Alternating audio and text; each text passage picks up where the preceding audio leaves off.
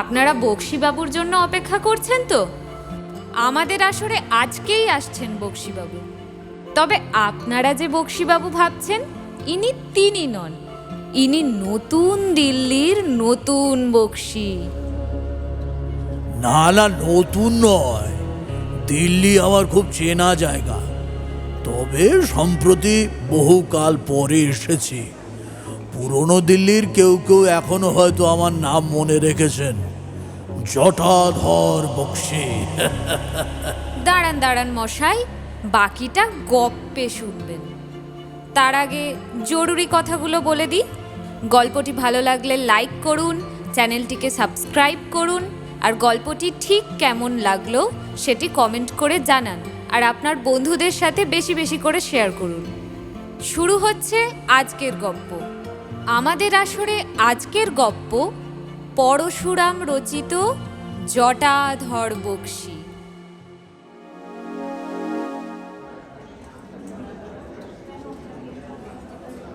নতুন দিল্লির গোল মার্কেটের পেছনে কুচা চমৌকিরাম নামে একটি গলি আছে। এই গলির মোড়েই কালীবাবুর বিখ্যাত দোকান ক্যালকাটা টি কেবিন। এখানে চা, বিস্কুট, সস্তা কেক, সিগারেট, চুরুট আর বাংলা পান পাওয়া যায়। তামাকের ব্যবস্থা আর গোটাকত হুকোও আছে।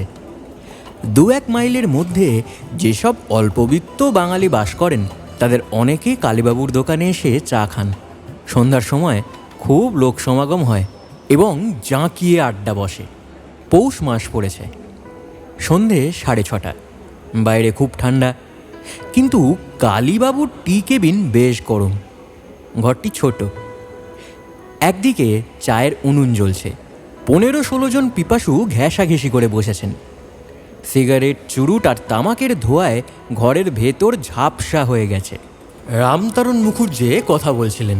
এর বয়স প্রায় 65। মিলিটারি অ্যাকাউন্টসে কাজ করতেন। 10 বছর হলো অবসর নিয়েছেন। 2 ছেলেও দিল্লিতে চাকরি পেয়েছে। সেই জন্যে রামতারণ এখন স্থায়ী বাসিন্দা হয়ে গেছেন। ইনি একজন সব জানতা লোক। কথা বলতে আরম্ভ করলে থামতে চান না। অন্য লোককে কিছু বলবার অবকাশও দেন না। চায়ের আড্ডার সবাই একে উপাধি দিয়েছে বিরাট ছেঁদা, অর্থাৎ দ্য গ্রেট বোর। আরে না না, তোমাদের ধারণা একেবারে ভুল। রামতারণবাবু বলছিলেন, আরে বাবা, ভূত আর প্রেত স্বতন্ত্র জীব। আমি বুঝিয়ে দিচ্ছি। এই দেখো, শোনো, ভালো করে শোনো। মৃত্যুর পর মানুষ যতদিন বায়ুভূত, নিরালম্ব, নিরাশ্রয় হয়ে থাকে, অর্থাৎ যে পর্যন্ত আবার জন্মগ্রহণ না করে, ততদিন সে প্রেত। হ্যাঁ, বুঝলে কি না? হ্যাঁ, ঠিকই তো, ঠিক কথাই তো বলেছে। এই নিন রামতারণ বাবু আপনার চা। হ্যাঁ, দিয়ে যাও। কিন্তু স্কুল মাস্টার কপিল গুপ্ত বললেন, অর্থাৎ পরলোকের ভ্যাগাবন্ডরাই প্রেত। বক্তৃতায় বাধা পাওয়ায় রামতারণ বিরক্ত হয়ে বললেন, ফাজলামি রাখো, যা বলছি শুনে যাও। মৃত্যুর পর মানুষ প্রেত হয়ে থাকে না চিরকাল, আবার জন্মায়। ধ্রুবং জন্ম মৃত্যুস্য চ। কিন্তু যারা ভূত, তারা চিরকালই ভূত। কপিল গুপ্ত আবার বললেন, ও বুঝেছি, যেমন গাজনের সন্ন্যাসী আর লোটা চিমটি কম্বলধারী বারমেসে সন্ন্যাসী। চুপ করো না। মরা মানুষের আত্মা হলো প্রেত। বিলিতি ঘোষকেও প্রেতই বলে, কিন্তু পিশাচ আর পল্টারগাইস্টকে ভূত বলা চলতে পারে। ভূত হলো অপদেবতা। তারা নাকে কথা কয়, ভয় দেখায়, ঘাড় মটকায়, নানা রকম উপদ্রব করে। কিন্তু প্রেত সেরকম নয়। জীবদ্দশায় যার যেমন স্বভাব, প্রেত হলেও তাই থাকে। তবে চলতি কথায় প্রেতকেও লোকে ভূত বলে। নমস্কার মশাইরা। এই সময়ে একজন অচেনা লোক ঘরে প্রবেশ করলেন। বয়স আন্দাজ ৪৫, ৬ ফুট লম্বা, মজবুত গড়ন, মোচড় দেওয়া মোটা কাইজারি গোফ, গায়ে কালচে খাকি মিলিটারি ওভারকোট, পরনে ইজার আছে কি ধুতি তা বোঝা যায় না, মাথায় পাগড়ির মতন বাঁধা কমফোর্টার। আগন্তুক ঘরে এসে বাজখাই গলায় বললেন, এখানে আপনাদের সঙ্গে বসে একটু চা খেতে পারি কি? বিলক্ষণ, চা খাবেন তা আবার কথা কি? এ তো চায়েরই দোকান। ওহে কালীবাবু, এই ভদ্রলোককে একটা চা দিন। আপনাকে তো আগে কখনো দেখিনি, নতুন এসছেন বুঝি? না না, নতুন নয়, দিল্লি আমার খুব চেনা জায়গা, তবে সম্প্রতি বহুকাল পরে এসেছি। পুরনো দিল্লির কেউ কেউ এখনো হয়তো আমার নাম মনে রেখেছেন, জটাধর বক্সি। ও ম্যানেজার মশাই, দয়া করে আমাকে বেশ বড় এক পেয়ালা চা দিন। হ্যাঁ, খুব গরম আর কড়া। একটা বর্মা চুরুট, 10 খিলি পান আর 1 ঢাবলা চুন। আর অনেকখানি দোক্তাও দেবেন, বুঝছেন? তারপর ভূত আর প্রেত এসবের কি যেন একটা কথাও ছিল আপনাদের, আমি একটু শুনতে পারি কি? মানে এইসব কথায় আমার খুব আগ্রহ আছে। একজন উৎসুক নতুন শ্রোতা পেয়ে রামতারণবাবু খুশি হয়ে বললেন, আরে না না, তেমন কিছু না। হ্যাঁ হ্যাঁ হ্যাঁ, শুনবেন শুনবেন বই কি। বলছিলাম, ভূত আর প্রেত আলাদা জীব, তবে সাধারণ লোকে তফাৎ করে না। বাদশাহী আর ব্রিটিশ জামানায় ভূত প্রেতের কথা অনেক শোনা যেত, কিন্তু এখনকার এই সেকুলার ভারতবর্ষে তারা তারা ফৌত হয়ে যাচ্ছে। গুরু মহারাজ, পানি মহারাজ, রাজজ্যোতিষী, নেপাল বাবা ইত্যাদির ওপরে লোকের ভক্তি খুব বেড়েছে বটে, কিন্তু ভূত প্রেতের উপরে আস্থা কমে যাচ্ছে। সেই জন্য তাদের দেখা পাওয়া এখন খুবই কঠিন, বুঝলেন? কপিল গুপ্ত বললেন, বিশ্বাসে মেলায় ভূত, তর্কে বহুদূর। জটাধর বক্সি বললেন, ঠিক কথা, ঠিক কথা, কিন্তু ভূত যদি প্রবল হয় তবে অবিশ্বাসী কেউ দেখা দেয়। যদি অনুমতি দেন তো আমি কিছু বলি। রামতারণবাবু ভ্রু কুঁচকে বললেন, আপনি ভূতের কি জানেন? হ্যাঁ, গেল বছর যখন চাঁদনি চকের ঘড়িটা টাক করে পড়ে গেল। আরে মুখুজ্জে মশাই, দয়া করে আপনি একটু থামুন তো, একে বলতে দিন। ঠিক আছে। জটাধর বক্সি বলতে লাগলেন, দেখুন, বাদশাহ জাহাঙ্গীরের আমলে দিল্লিতে একবার প্রচণ্ড ভূতের উপদ্রব হয়েছিল। আমাদের ভারতচন্দ্র রায়গুণাকর তার চমৎকার বৃত্তান্ত লিখেছেন। ভবানন্দ মজুমদারের ইষ্টদেবীকে জাহাঙ্গীর ভূত বলে গাল দিয়েছিলেন। তো প্রভুর আশকারা পেয়ে বাদশাহী সিপাহীরা ভবানন্দকে বললে, अरे रे हिंदुर पुत, दिखलाओ कहाँ भूत, नहीं तो तुझे करूंगा 2 टुक, ना होए सुन्नत देके कलमा पढ़ाऊं लेके, जाति लेओ ख्याल के थुक। তখন ভবানন্দ বিপন্ন হয়ে দেবীকে ডাকলেন। ভক্তের স্তবে তুষ্ট হয়ে মহামায়া ভূত সেনা পাঠালেন।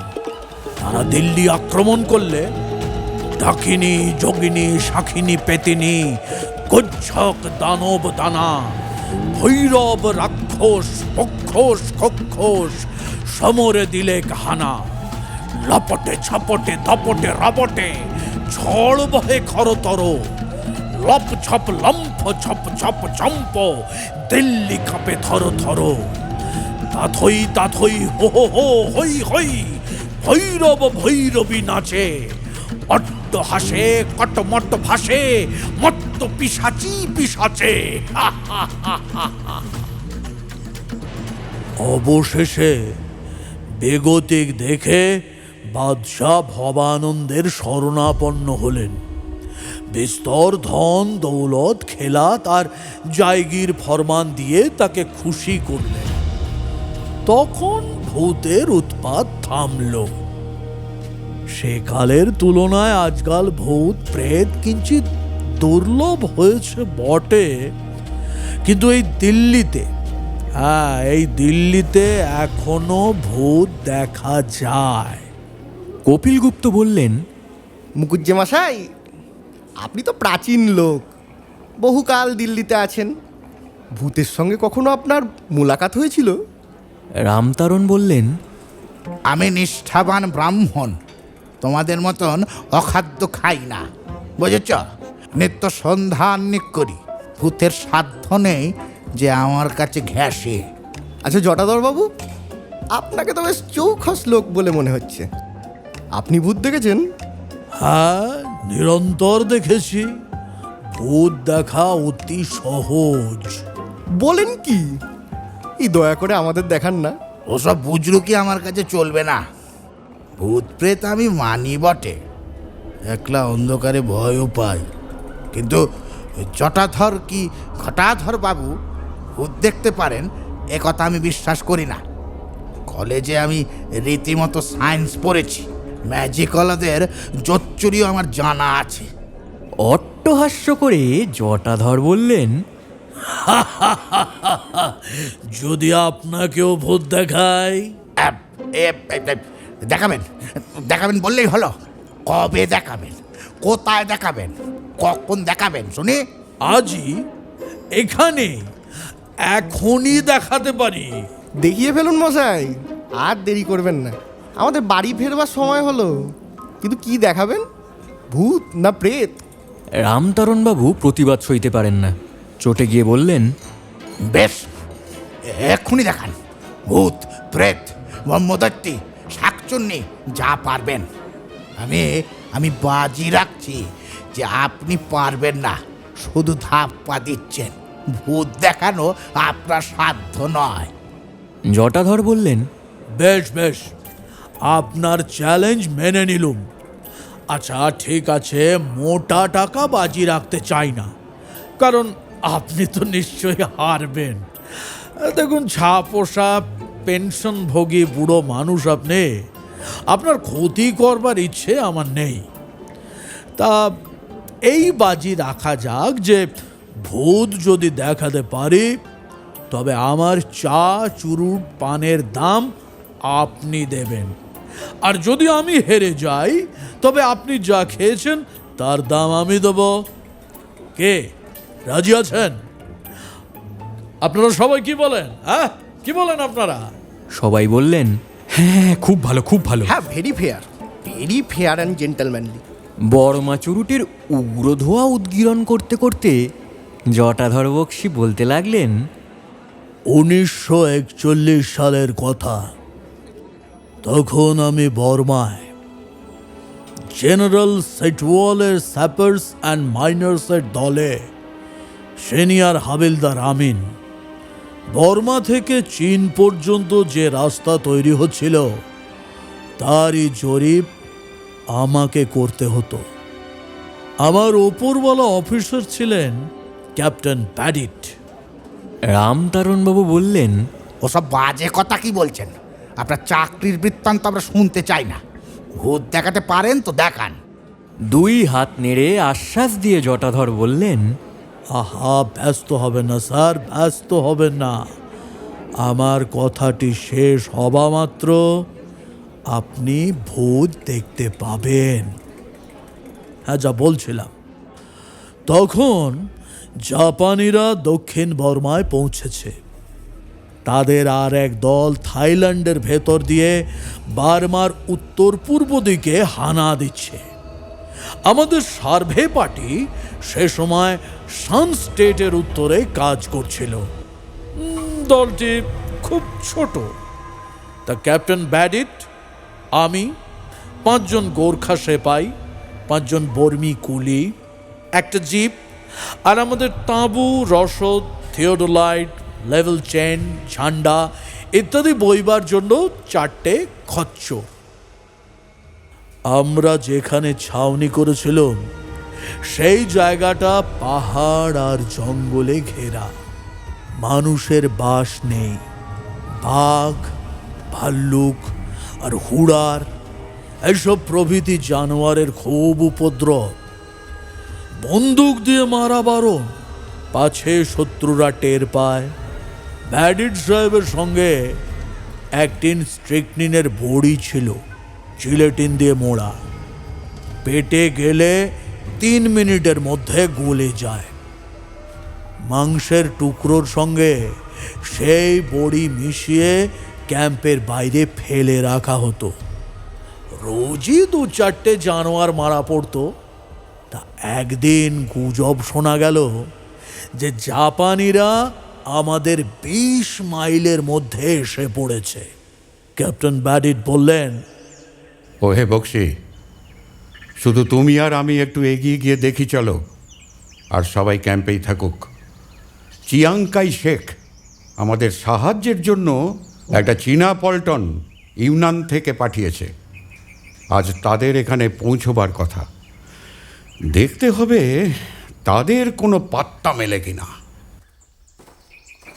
আমরা দুজনে উত্তর পূর্ব দিকে 4-5 মাইল হেঁটে চললুম।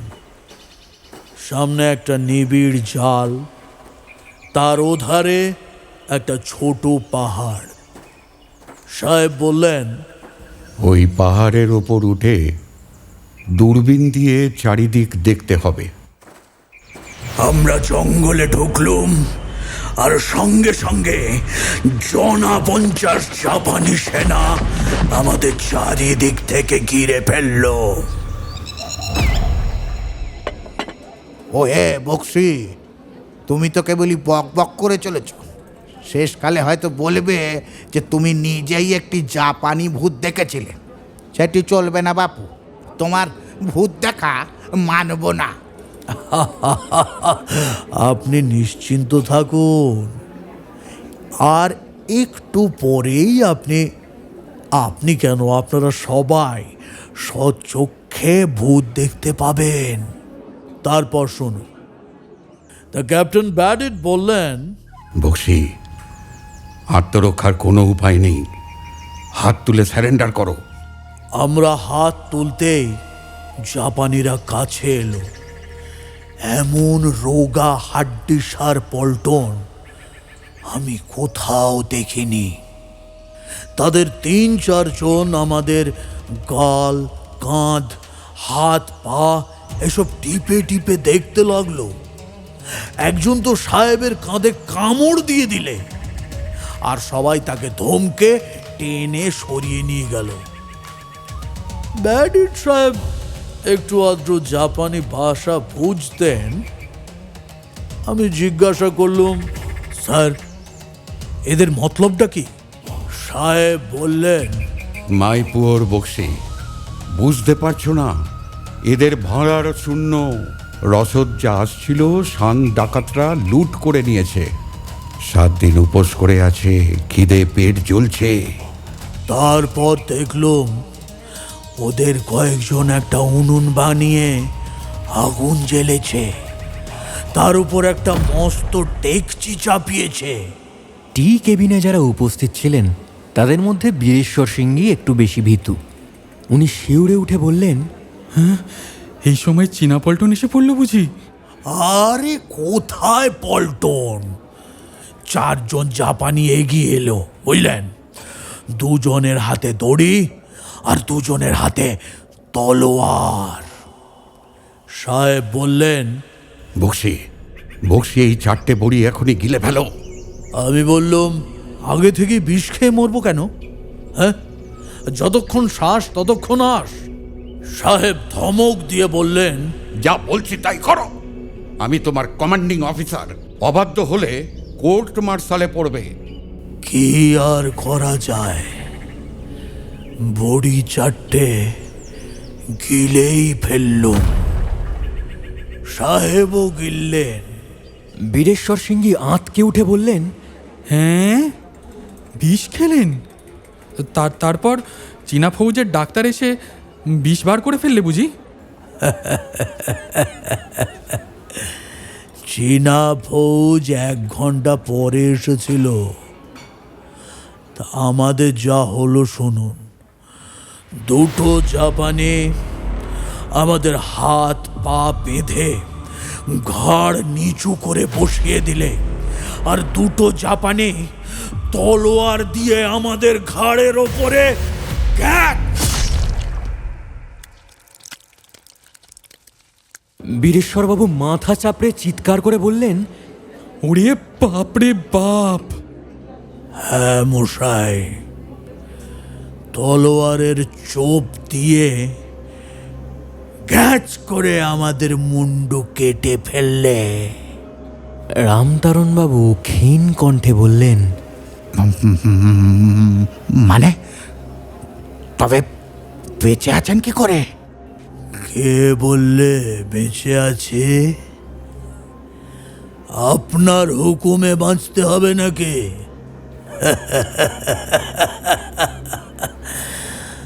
আমাদের কেটে টুকরো টুকরো করলে, ডেচকিতে সেদ্ধ করলে, চেটে পুটে খেয়ে ফেললে, খিদের চোটে স্ট্রিকনিনের তেতো টেরই পেলে না। তারপর 3 মিনিটের মধ্যে সব কটা জাপানি কনভালশন হয়ে পট পট পট করে মরে গেল। ক্যাপ্টেন ব্যাডিটের মতন বিচক্ষণ অফিসার আর দেখা যায় না মশাই। আশ্চর্য দূরদৃষ্টি তার। আচ্ছা, আপনারা বসুন, আমি এখন চললুম। কেমন? ও কালীবাবু, আমার বিলটা ওই রামতারণ বাবুই শোধ করবেন। হ্যাঁ, নমস্কার।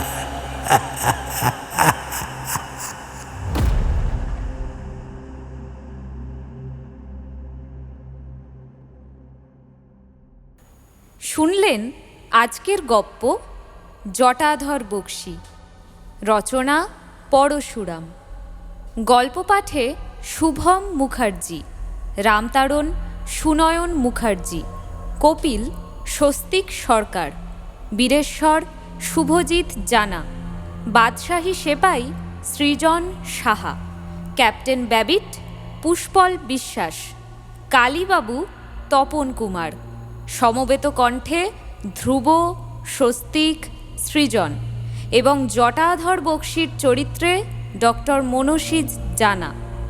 পোস্টার ডিজাইন শুভজিৎ ও তনুশ্রী। সোশ্যাল মিডিয়া পাবলিসিটি এবং স্ক্রিপ্ট মেকিং সৃজন সাহা। সমগ্র অডিও ডিপার্টমেন্ট সাজিয়েছেন দেবজিৎ। গল্পটির সামগ্রিক পরিকল্পনা, তত্ত্বাবধান এবং পরিচালনা শুভম মুখার্জি। ওহে কালীবাবু, আর দেরি কত? চায়ের জন্য যে প্রাণটা চ্যাঁ চ্যাঁ করছে, কিন্তু খালি পেটে তো আর চা খাওয়া চলবে না। চটপট খান কতক চপ ভেজে ফেলো। এই যে স্যার, আর 5 মিনিটের মধ্যেই চপ রেডি হয়ে যাবে। নমস্কার মশাইরা।